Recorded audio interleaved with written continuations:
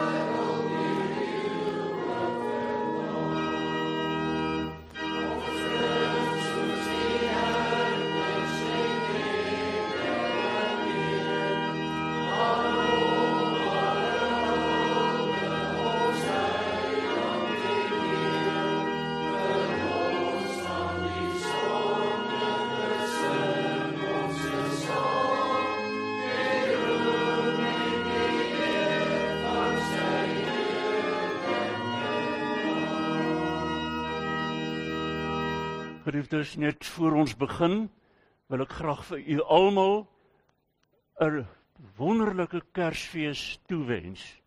Kersfees vol vreugde, vol vrede, vol van die besef van die Here se teenwoordigheid, wat vandag met ons is, en mag dit die hele jaar deur met ons wees. Kom ons buig in aanbidding.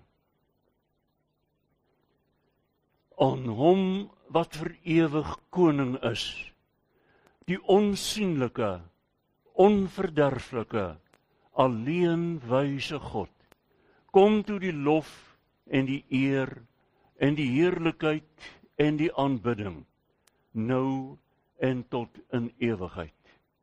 Gemeente, genade, barmhartigheid en vrede word u ryklik geskenk van God ons Vader, van Christus Jesus ons Here, deur die kragvolle werk van die Heilige Gees. Amen.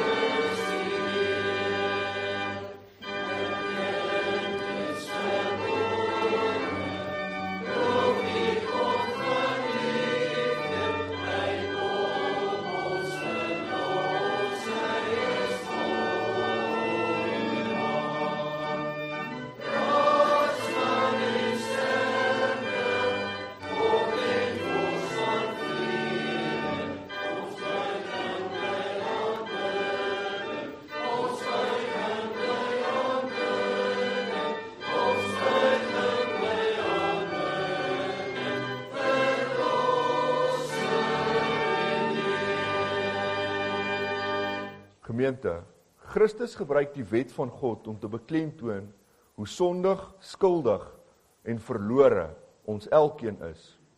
Kom ons luister nou na die opsomming van die wet van die Here, soos wat ons dit lees in Matteus 22 en daarvan verse 35 tot 40. En een van hulle, 'n wetgeleerde, het hom met 'n vraag probeer vastrek. Meneer, vra hy, wat is die grootste gebod in die wet? Jesus antwoord hom, jy moet die Here jou God lief hê met jou hele hart, met jou hele siel en met jou hele verstand. Dit is die grootste en die eerste gebod. En die tweede wat hiermee gelyk staan is, jy moet jou naaste lief hê soos jouself. In hierdie twee gebooie is die hele wet en die profete saamgevat. Ons weet hoe liefdeloos ons teenoor God en teenoor ander mense is. God bewys genade aan ons deur sy seun Jesus Christus. Kom ons sing dan daarvan uit Gesang 177 en daarvan strofes 1.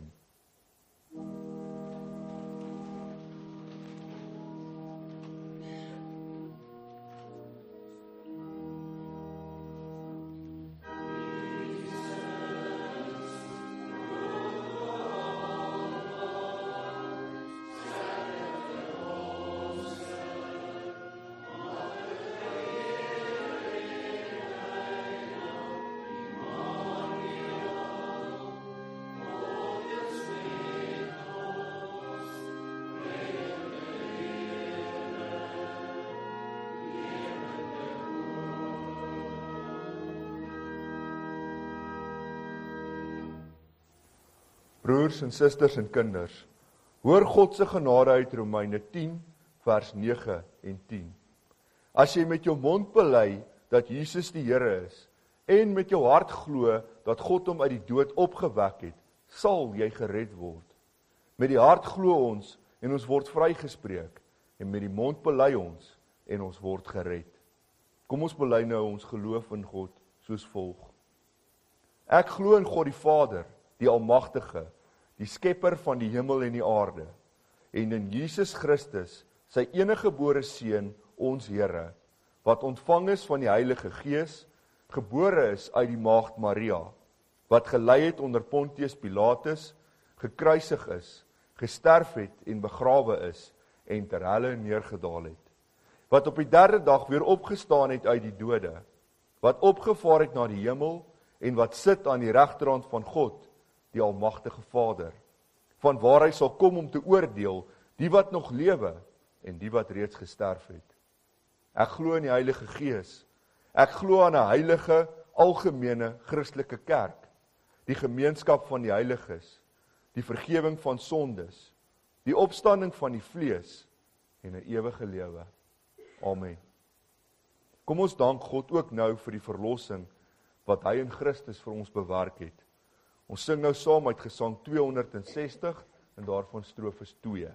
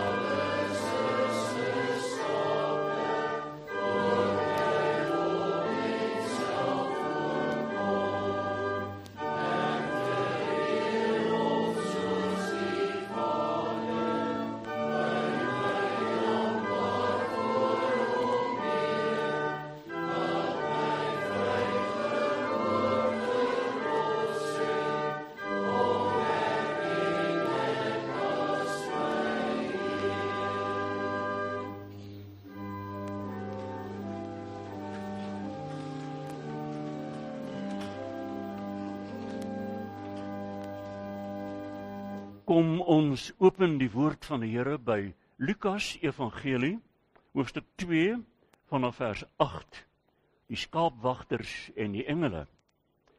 Daar was skaapwagters in daardie omgewing, wat in die oop veld gebly en in die nag oor hulle skape wag gehou het. Met eens staan daar 'n engel van die Here by hulle, en die heerlikheid van die Here het rondom hulle geskyn. Hulle het baie groot geskrik. Toe sê die engel vir hulle, moenie bang wees nie, want kyk, ek bring vir julle 'n goeie tyding van groot blydskap, wat vir die hele volk bestem is. Vandag is daar vir julle in die stad van Dawid die Verlosser gebore, Christus die Here. En dit is vir julle die teken, julle sal 'n kindjie vind wat in doeke toegedraai is en in 'n krib lê. Skielik was daar saam met die engel 'n menigte engele uit die hemel wat God prys en sê: Eer aan God in die hoogste hemel en vrede op aarde vir die mense in wie hy 'n welbehae het. Nadat die engele van hulle weggegaan het na die hemel toe, sê die skaapwagters vir mekaar: Kom ons gaan reguit Bethlehem toe om te sien wat gebeur het, soos die Here dit aan ons bekend gemaak het. Hulle het toe haastig daarheen gegaan en kry vir Maria en Josef en die kindjie wat in die krib lê. Toe hulle hom sien, het hulle vertel wat oor hierdie kindjie aan hulle gesê is. Almal wat dit gehoor het, was verwonderd oor die skaapwagters wat hulle vertel het. Maria het alles wat gesê is onthou en telkens weer by haarself daaroor nagedink. Die skaapwagters het toe teruggegaan, terwyl hulle God loof en prys oor alles wat hulle gehoor en gesien het. Dit was alles net soos dit vir hulle gesê is. Kom ons sing voordat die diens verder gaan. lied 442.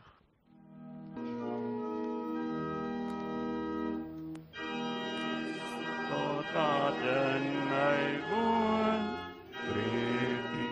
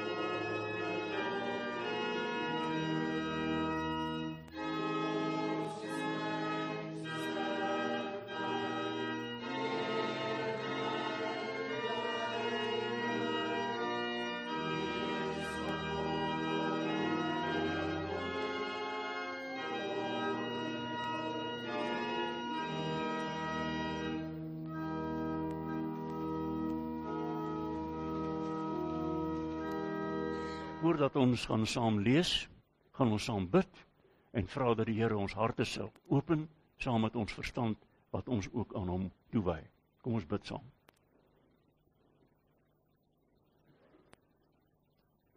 Ewige, almagtige God, Hemelse Vader, op hierdie dag dank en loof en prys ons u naam vir die grootste gawe wat die mensdom ooit ontvang het. Ons grootste Kersgeskenk, Jesus Christus, u eie seun, vanuit die ewigheid wat na ons gekom het en onder ons gewoon het en u aan ons bekend gemaak het. Dankie vir sy lewe, sy lering, sy gawes wat hy uitgedeel het en sy verwagting dat hy weer sal kom om alles nuut te maak. Op hierdie dag wil ons met niks anders gevul wees nie as die Gees van die Here wat getuig van u goedheid en u liefde vir mense. En ook nou in ons erediens bid ons dat u die woordvoerder sal wees, dat u alles sal wegneem wat menslik is en in ons harte sal getuig dat u die God van hemel en aarde is, die Here van ons lewens. Ons bid dit in Jesus se naam. Amen. Lukas 2 vers 14. Eer aan God in die hoogste hemel en vrede op aarde vir die mense in wie hy 'n welbehae het. Liewe broers en susters, dit is die nag van alle nagte.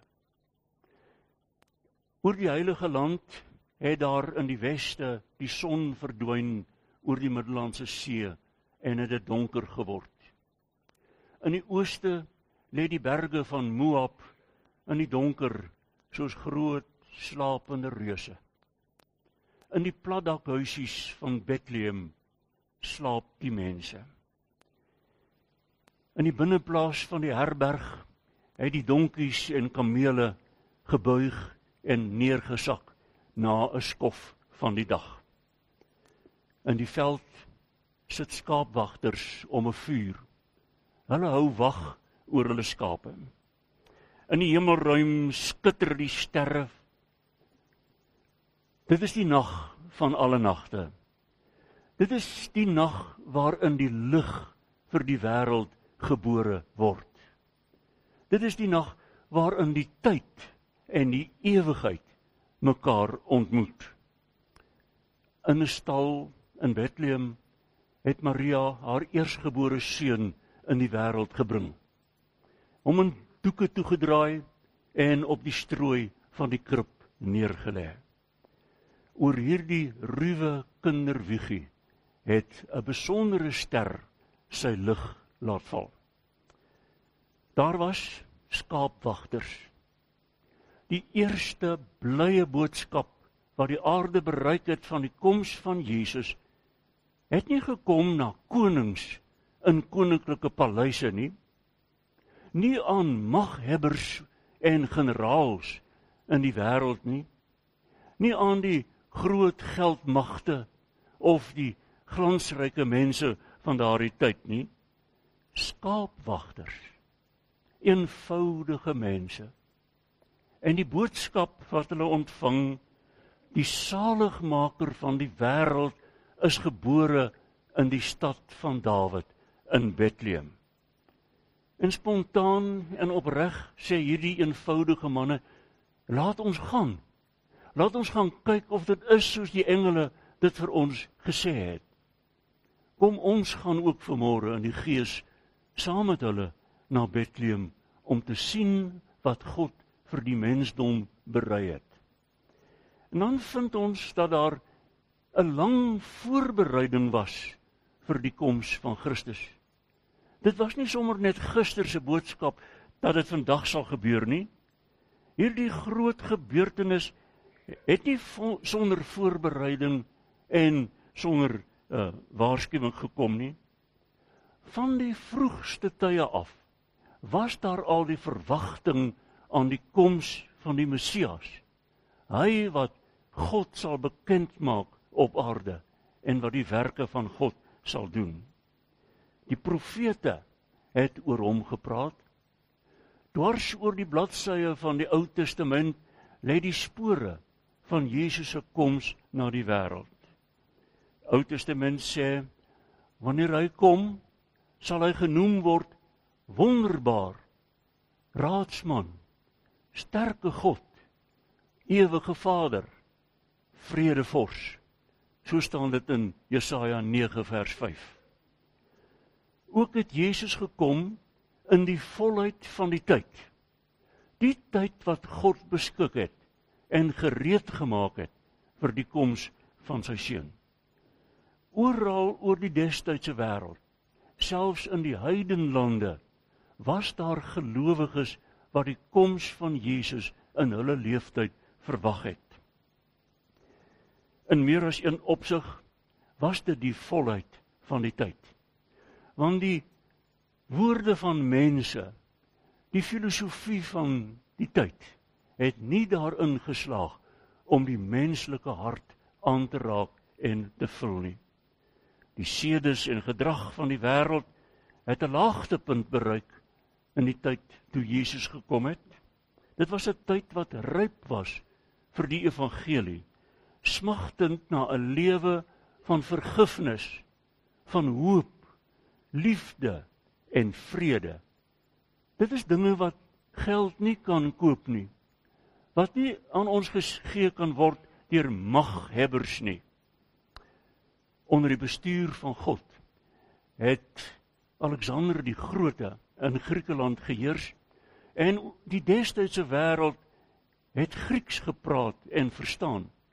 En so is die wêreld voorberei vir die koms van Christus, vir die skryf van die evangelie in Grieks, in die taal wat hulle kon verstaan en wat kon versprei oor die hele wêreld. Daarna het die Romeine oor die wêreld geheers en hulle het orde en vrede geskep. Hulle het paaie en brûe gebou waarvan sommige vandag nog staan. Paaie wat reg gelê het vir die voete van hulle wat die evangelie sou verkondig. Alles was nou gereed. Dit was die volheid van die tyd.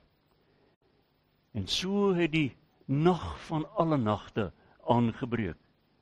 Die uur waarvoor die wêreld gewag het dat die Messias sou kom, is vervul in 'n eenvoudige stal in Bethlehem. En oor hierdie stal het 'n wonderbare ster sy lig laat skyn en die wyse manne daarheen gelei. Die Kersverhaal is 'n verhaal van God wat mens geword het, wat uit die ewigheid sy ewige bestaan aarde toe gekom het in sy seun Jesus Christus. Dit is 'n verhaal wat nooit die greep op die mens se hart sal laat vaar nie. Jesus se koms het 'n goddelike oorsprong gehad. Hy is verwek deur die Heilige Gees. Gebore uit die maagd Maria, dus volledig mens, gebore in Bethlehem, en die naam Bethlehem beteken huis van brood. Daar het Jesus die brood van die lewe vir mense geword. En dit het hy gedemonstreer toe hy 'n skare van 5000 mense met 'n paar broodjies gevoed het, sodat almal voldoende kon lewe. 'n Ster het die wyse manne gelei tot by die plek waar die Jesuskind was. Herders het gesoek totdat hulle hom kon vind. Hulle was die eerste wat die seun van die mens aanskou het. 'n Heerlikheid van God het alles verlig en aan die mense daai tyd vertel dat dit is die koms van Jesus Christus. Alles is bonatuurlike, wonderbaarlike gebeurtenisse. Jesus het gekom ter wille van 'n sondige, verlore wêreld. Hy sê dit self, ek het gekom dat hulle lewe en oorvloed kan hê. 'n Engel bring sy naam uit die hemel. Jy moet hom Jesus noem. Daarmee saam met Jesus gesê, hy het gekom om te soek en te red die wat verlore is. Die doel van Jesus se koms na die aarde staan vir ons opgeteken in Johannes 3 vers 16. So lief het God die wêreld, let op, wêreld, niemand is uitgesluit nie.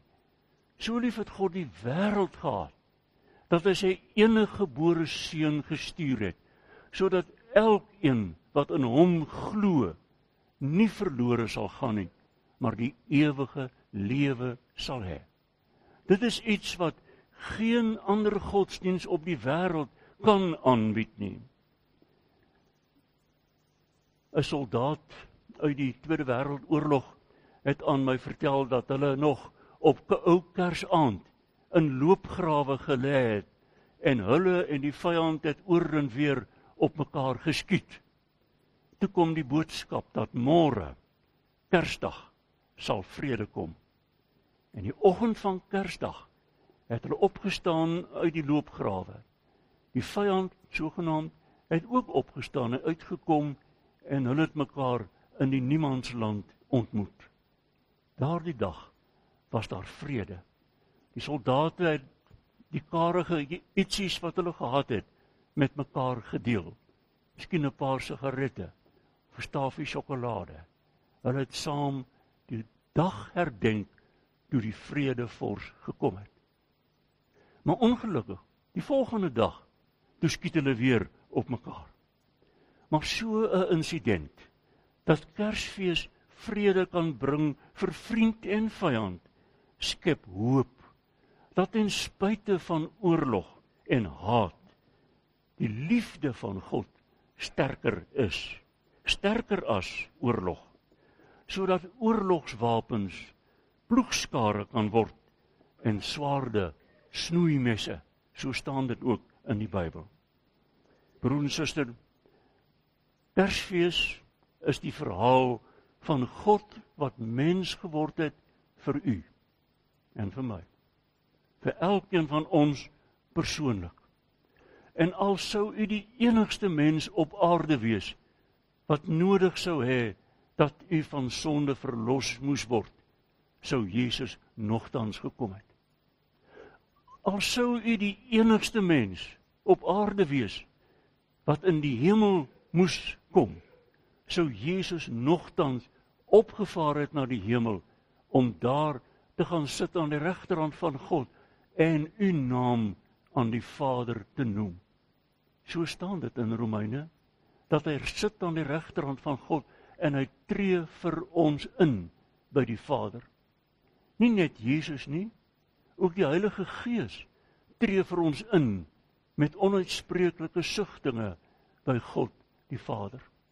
Ons is dus dubbel verseker van God se liefde en sy trou en sy vooruitskouing.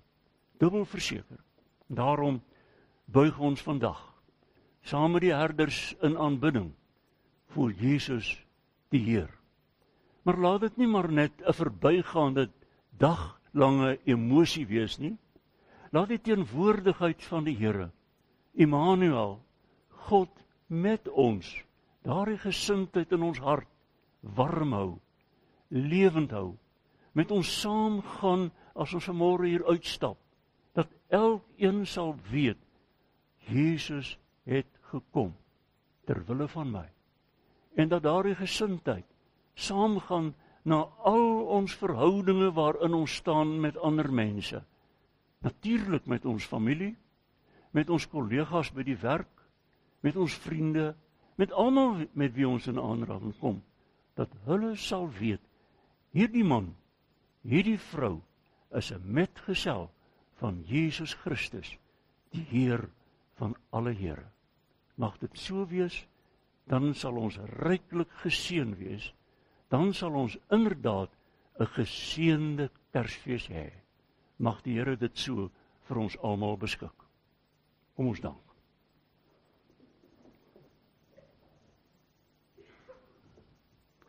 Here onse God, ons kan nie anders as om in dankbaarheid en aanbidding voor U neer te kniel nie.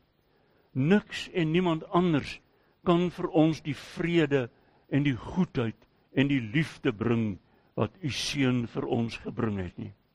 Ons gebed is, vul ons harte so met U Gees, dat ons elke dag, elke oomblik van U teenwoordigheid, U genade, U liefde bewus sal wees. En dat ons dit sal saamdra oral waar ons gaan, sodat U naam verheerlik mag word en ons tot 'n seën vir ons naaste. Mag dit so wees, want ons bid dit in die naam van Jesus, ons Here. Amen.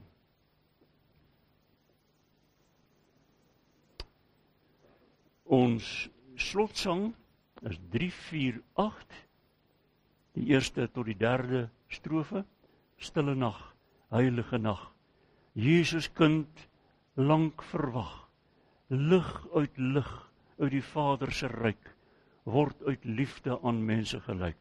Loof die hemelse kind, loof die hemelse kind. 1 tot 3.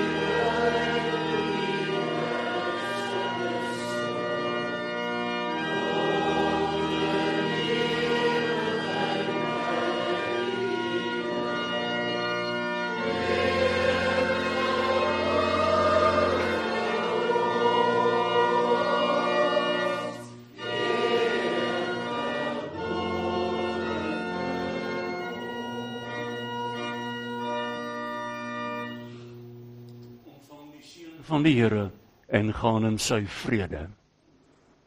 Die genade van ons Here Jesus Christus en die liefde van God en die gemeenskap van die Heilige Gees bly met u almal.